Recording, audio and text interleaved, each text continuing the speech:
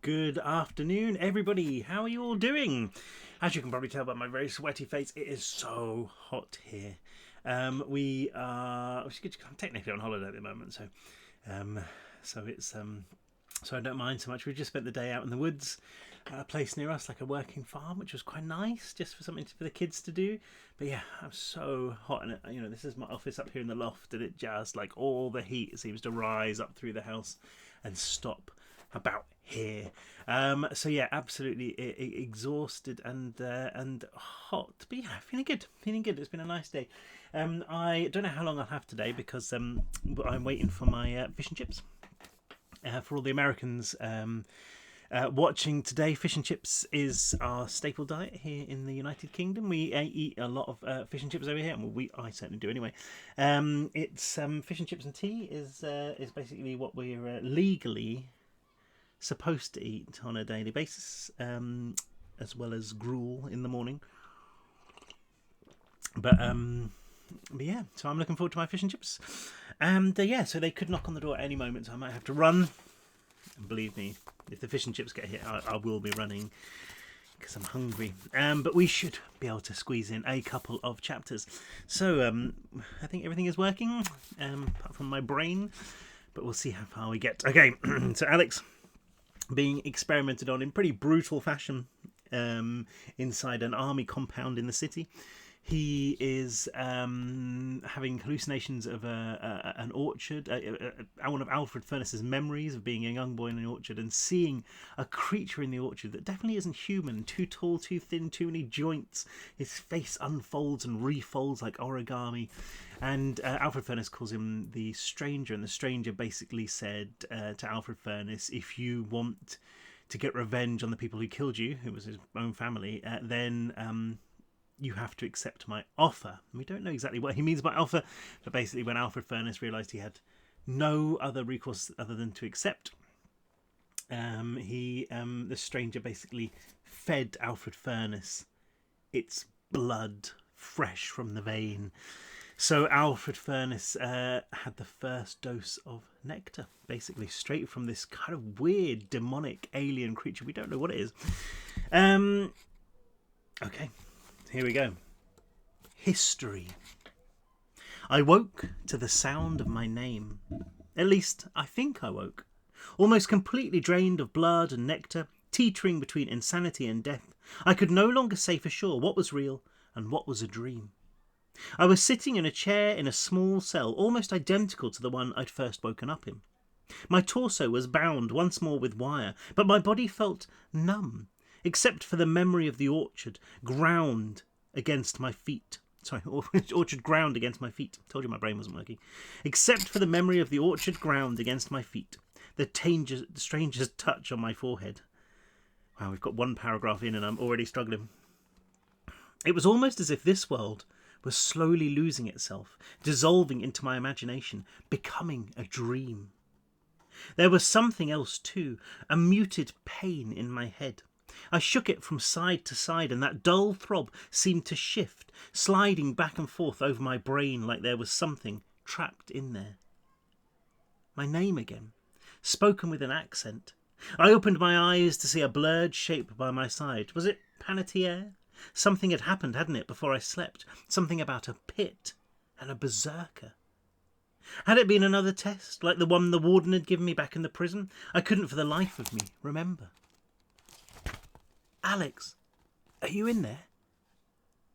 I blinked, focused, realised that the person in my room wasn't Panettiere at all. It was a boy. More memories, but there was so little nectar left in me that they were like fish dying in the bottom of a leaking barrel. One managed to leap up above the rest, hanging there just long enough for me to grasp it. Z? The boy's face opened up, his smile almost dazzling. He looked different from the last time I'd seen him, a time that seemed like aeons ago. Cleaner, his hair washed and brushed.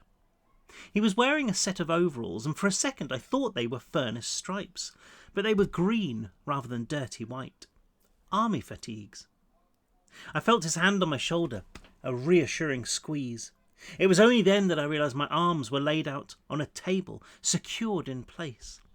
I wiggled the strange protrusions on my left hand. The blackened stumps hadn't changed. I guess there wasn't enough nectar to work with. "Good to have you back, Alex," he said. "I was getting worried. You looked like you were about to die in your sleep." I was dreaming," I muttered, shaking my head, trying to wake up, to work out what was going on. "What are you doing here?" Z's smile wavered. "Is that any way to speak to your best buddy?" he asked, and then the smile fell away completely. He glanced over his shoulder. The cell door shut.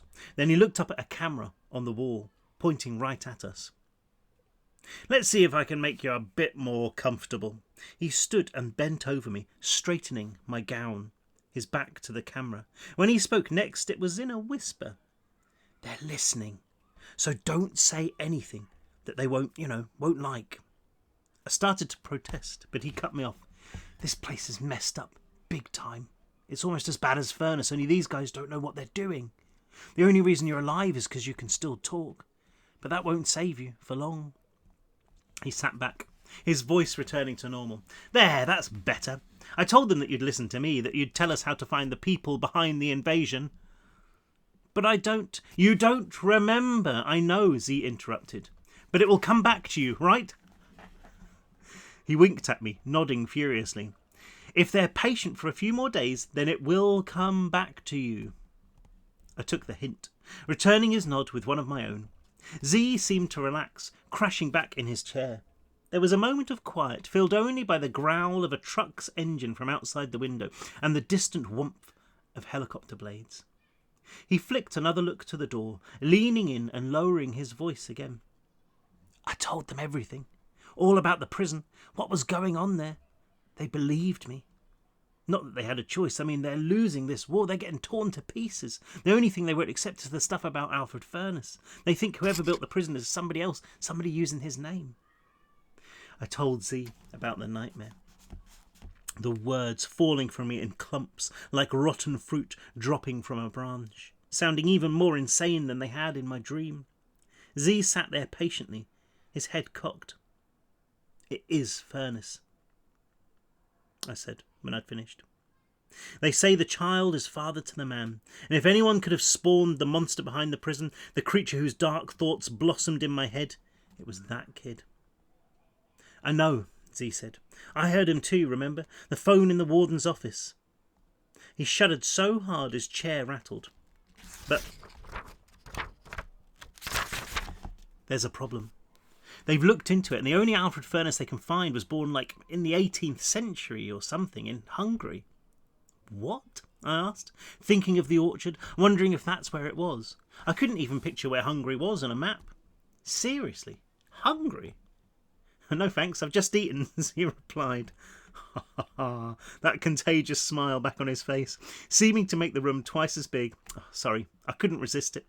Anyway, I'll tell you, he was born over 300 years ago, and it's the Hungary bit you don't believe.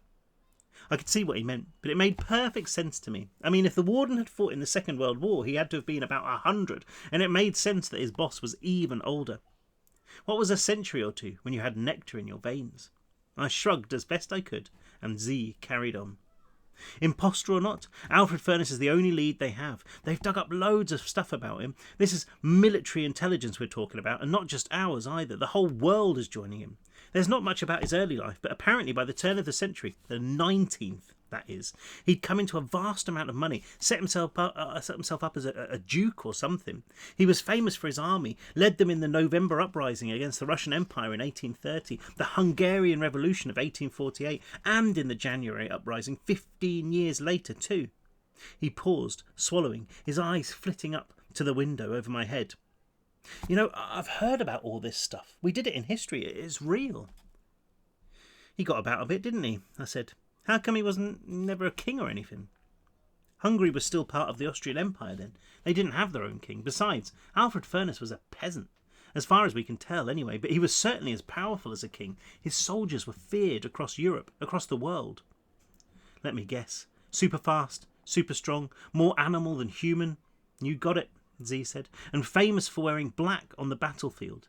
But they were an elite group, never more than a handful of them." "I don't remember hearing his name at school, though," I said. That's because he wasn't called Furness, not back then. Alfred Furness is a translation of his Hungarian name, Alfred Kazan. Kazan? He sounds like a magician. Yeah, and people thought he was too. Black magic and stuff. Anyway, he had this terrible reputation for bloodshed and murder on the battlefield all the way through the 1800s, and then he just disappears, vanishes into thin air. The records, what few there are, assume he died. But he didn't. No, he didn't. He just moved. Where? I asked, trying to stretch the cramped muscles of my legs, the wire holding me tight. Here? No, to Austria, Vienna. Except he told the authorities he was his own grandson, Heinrich. Tricky, I said. Yeah, you could say that, Z grinned. Anyway, he had connections with the university, built his own college up there. Any of this sounding familiar? Should it? I asked. Z's smile flashed back for a second, uncertain. It's like the plot of Frankenstein, he said. Furness got into trouble. He was accused of meddling with stuff that shouldn't be meddled with. Some sort of eugenics, they thought, selective breeding. Only it wasn't that, it was nectar. There's nothing specific in any of the papers or anything, just that he was pretty much forced out of the city. If you ask me, Vienna's where he started trying to reproduce the nectar artificially, rather than just letting people drink his blood or whatever. I guess he couldn't make many soldiers by just feeding them his own nectar, so he wanted to replicate it, find a way to generate it, maybe even make it more powerful. I imagined how much of his own supply it would have taken to build an army. It must have been a constant drain on him. I think that's why he went there in the first place, Z continued, because it was like scientific capital of the world back then. So what happened next? Z shook his head. That's where the trail runs cold. There are dispatches that mention a Kazan during the First World War in Germany, but they're too vague to confirm anything. He must have been in Germany during the rise of the Nazis, though. He's not mentioned by name in any of the history books, but I think Hitler and those other creeps gave Furness the chance to work on the nectar. I think they recruited him, charged him with creating the ultimate super soldier. Yeah, that makes sense, I said, remembering what the warden had told me, what he'd shown me. And when they lost the war, Furness came here, changed his name from Kazan, set himself up as a businessman, opened the prison, built his tower, and carried on perfecting the nectar. Bingo, said Z. Except, of course, they don't believe he's 300 years old. They're working on the theory that the man who built the prison, the man behind the attacks, is a distant relative of Alfred Kazan. There's enough of a paper trail to link the Furness estate with funds deposited in Kazan family accounts around the world, but apparently the actual company records are so messed up and complicated that they don't think they'll ever know for sure.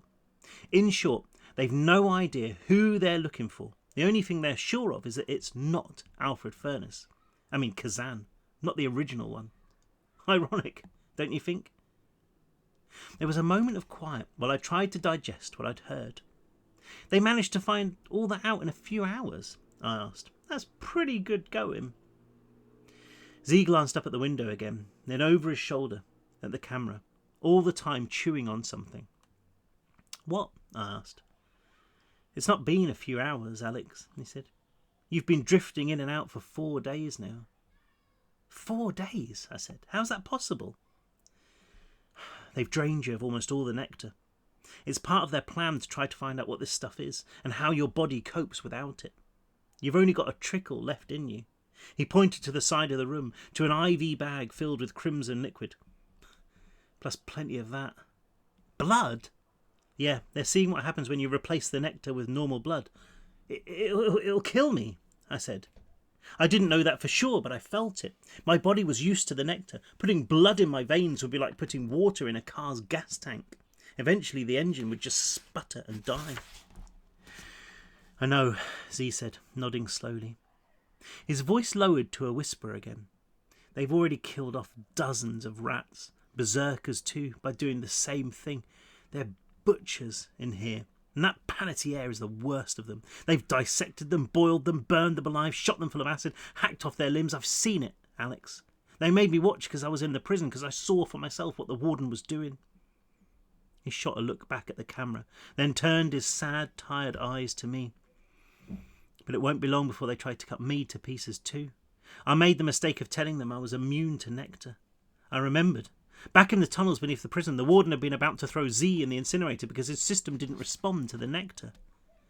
You should have seen their eyes light up like it was Christmas, Alex. They told me I was safe because I was human, but I know bull when I can hear it.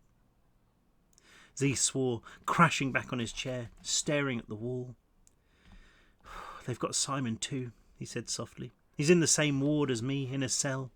They don't call it a cell. They call it our quarters, but they keep the doors locked. Panettière's keeping him alive for the same reason she's keeping you alive, because he can talk and everything, because he's still, human. But he's on her list. I've seen it.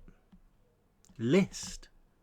I asked, trying to put a face to the name Simon, pulling vague strands of memory loose from the confusion in my head. A boy with silver eyes and one overgrown arm. A boy who saved my life back in the tower when I was fighting the warden. Z nodded. Yeah, they've got this list of test subjects, mainly rats and berserkers, but you're on it too, and Simon. You're both marked as expendable. They don't care if they kill you. Tell me something I don't know, I muttered. Okay, he said, leaning forward again. I bet you don't know why they're trying to harness the power of the nectar. So they can stop Furness, I replied. So they can find a cure, save the world, obviously. After everything we've been through, everything we've seen, you honestly think that's why? Z said. I frowned, shrugging imperceptibly beneath my restraints. The ache in my head was growing. There was a clatter from outside, the door squeaking as it opened to admit 2 armed guards and a wiry, red-headed man in a suit. That's your time up, said the man. Z looked from him to me, reaching out and squeezing my arm as he got to his feet. But they're still looking for Furness, right? I said. I think they've given it up as a dead end, Z replied. I told you they only care about the nectar, and they care about the nectar because they want it for themselves. For themselves, I asked. What do you mean? Why do they want it? Z shook his head sadly. Because they're going to create an army of their own. Oh dear. Human beings, eh? Always causing trouble. Okay, we should get one more in before my chips arrive. Holding on. The door slammed shut. The lock mechanism sliding into place, leaving me more alone than I'd ever felt in my life. It was worse than when I'd been in solitary confinement, miles of rock in every direction except one, and a massive steel hatch over that. Even though there was a shaft of pure sunlight blazing into the room, even though I could hear birdsong from somewhere outside, even though I knew there were people all around me, I felt truly and utterly isolated. At least back in the prison, buried beneath the ground with the black suits and rats and wheezers, it had been a clear case of us and them. We were the good guys. The warden and his freaks were the villains, but here I had no idea what was going on. These soldiers, these scientists, they were supposed to be on our side. We should have been working together to try to find Furness and bring down his army. Instead, I was a prisoner again, bound in chains and locked in a cell. Not only that, I was a specimen too, just a hunk of meat for them to cut open and study. The warden had butchered me, but the truth was he'd wanted to patch me up again and make me better than I'd been before. Here, they would murder me and call it science. And if Z was right, then they weren't going to kill me in order to find a cure. They weren't even going to kill me to work out a way of stopping Furness's freaks. No, they were going to kill me so that they could create monsters of their own. I pictured what would happen if the world's militaries got hold of the nectar, if they started to use it on the youngest of their soldiers. All those kids pumped full of poison, driven insane, turned into killing machines. It would be like hell on earth. Tens of thousands of rats unleashed on the battlefield, tearing each other and everyone else to pieces. The generals, the politicians, they'd think they could control it, harness its power, but they'd be wrong. They'd bring about the destruction of the world far more quickly than Alfred Furness ever could. Maybe that was Furness's plan all along. Maybe he knew the army would capture some of his rats, his berserkers, that they'd discover the nectar. And it didn't take an evil genius to work out that they'd try to use it. Human nature was human nature, after all. If that happened, if the nectar became an official weapon of war, then Furness could sit back and watch the world's superpowers do his work for him. I tugged at my restraints, frustration bubbling through my veins, every muscle silently screaming. The chair rattled, but the shipping wire didn't budge. I studied the IV bag that was feeding blood into me. If it was having any effect, I couldn't feel it, other than the aching sense of weakness that sat over my whole body. Blood wouldn't keep me alive. Quite the opposite. Death wasn't an option, though. Not now, not yet. Even though the thought of falling into an endless, dreamless sleep was almost too wonderful to resist, there was too much to do.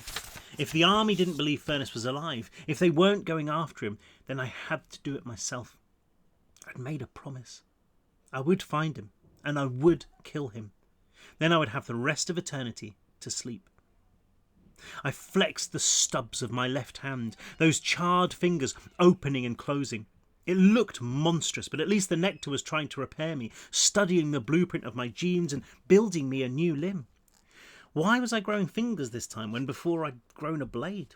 Perhaps the nectar possessed some intelligence, giving me what would be of most use to me. Before, when I'd lost my right arm on the parking lot roof, I'd been mid-combat, fighting tooth and nail with the black suits and the helicopters that rained fire from overhead. Back then, a blade was exactly what I needed, a weapon when I was defenceless. Now, though, I wasn't in immediate danger. Not the same life and death kind, anyway. Maybe the nectar sensed that what I needed most now wasn't a weapon but a tool, a hand. True, it wasn't exactly perfect. I'd never play the piano again, but I'd never been able to play the piano anyway. Still, I might just be able to hold a cup of tea. If I ever got out of here alive, that was. I heard an engine start up outside the window, accelerating out of earshot. I wondered where exactly I was. It was a hospital that was being used as a military base, or a military base that was being used as a hospital. That was as much as I knew. Either way, that meant hundreds of soldiers, all armed with machine guns, plus helicopters, trucks, probably even tanks. But compared to Furness Penitentiary, this place might as well have been a nursing home for the elderly, with walls made of polystyrene and fences woven from silk. I was above ground, after all, and those soldiers were only human. 9 pints of blood wrapped in paper-thin skin, so fragile and so breakable that it was almost a joke. I took a deep breath, tried to relax my cramped muscles. Then I looked at the camera, its red light blinking, and thought about the men and women watching me, thought about how easily I could tear through them. All I needed to do was get out of these restraints and find another dose of nectar. Then not even the elite forces of the world could stand in my way. In the quiet of the room, I wasn't sure whether it was my own imagination or the voice of Alfred Furness that whispered to me, a breath that seemed to reverberate around my mind like the echoes of an explosion, making that shifting pain beat ever harder. I can help you do that, Alex.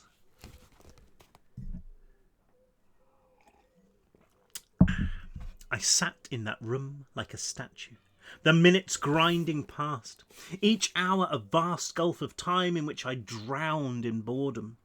There was no clock in here, but the shadows of the bars on the window drifted lazily across the wall in front of me, trekking from left to right in what felt like a week. I couldn't even talk to Z by banging on my toilet, the way I had back in solitary. All I could do was watch those shadows while the anger smouldered inside me. Only without the nectar, those flames just wouldn't take. I might as well have tried to start a campfire with wet wood. With nobody to talk to, even Furness's voice would have been welcome, but after that brief message he seemed to have faded as well. I guess with hardly any nectar in my system it was harder for him to communicate with me, or maybe he just wasn't interested in me anymore. Panettiere had told me that I would die here sooner or later, so why would he bother with me? I still didn't truly know why he was interested in me, whether he wanted me dead or as his right-hand man. But either way, I was useless to him right now. The thought of Furness woke the memory of my dreams, the orchard bulging to the surface of my thoughts like a whale breaching the ocean. Had he really shown me that, or had it just been a hallucination caused by the lack of nectar? It had seemed so real. But if it was real, then what was that thing, the stranger? And why did he have nectar for blood? Images and explanations churned in my head, too fast and too muddled to make any sense of. I watched the shadow moving imperceptibly but inexorably, the passage of the sun the only certainty in my life. At some point, it must have been towards the end of the day, because the shadow had grown, pooling in the corners of my room, Panettiere came to talk to me. She looked tired. her skin like grey wax, massive bags under her eyes. She didn't look at me. She just walked to the machines by my chair, studying readouts, tapping buttons. It was only after 10 minutes or more that she turned around. "Any luck with those memories?" she asked, and even though she smoked through a smile, her eyes were carved from stone. "We're running out of time here." She watched me shake my head, her gaze dropping to my hands. "We thought reintroducing human blood into your system might counter, maybe even reverse the effects of the nectar, but that was a dead end. Your immune system has improved, but otherwise the readings are exactly the same as before. Do you feel any different?" "Weaker," I managed. "Did Warden Cross ever tell you what was in the nectar?" she went on. "He said it came from the war," I replied, trying to remember what the warden had told me back in the prison. There were only scraps, half-thoughts that didn't make sense. The Second World War. From men, people who were scared. He told me it came from them. "That was a lie," Panettiere said. "Either he was trying to deceive you or he didn't know the truth himself." "What do you mean?" I asked. She looked at the monitors beside my chair, then back at me.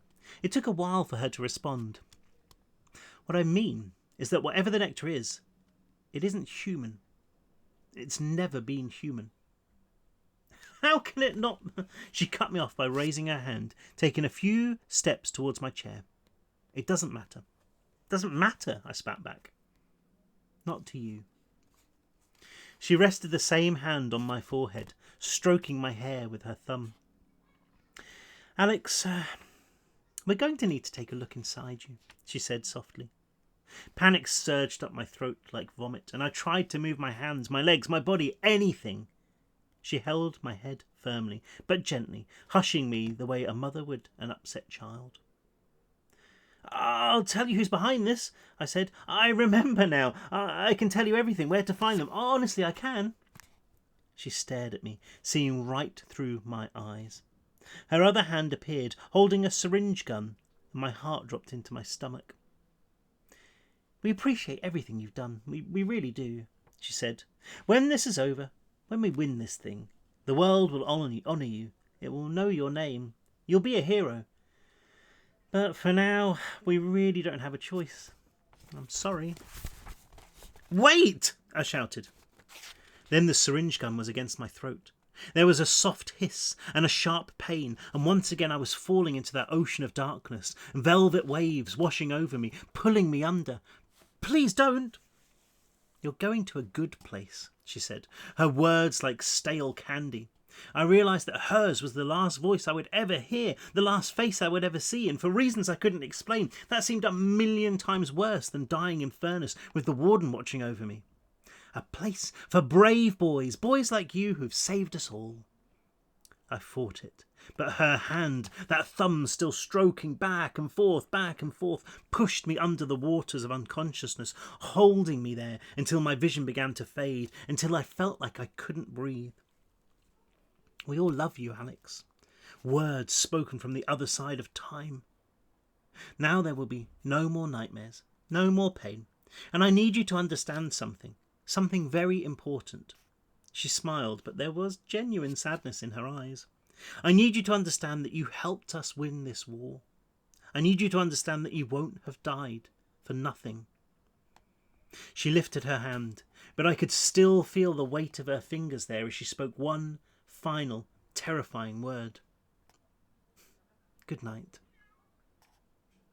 My body gave way to the tranquilizer straight away, but my mind fought it for as long as it could. Hundreds, maybe thousands of images and memories thundered through my head, a stampede that was so jumbled and so fast I could barely make any sense of it. It was as if my brain knew that death was waiting for me, that it wanted one last chance to help me remember my life before the darkness came to claim me, the same way a candle will often flare up in a final gasp before guttering out completely.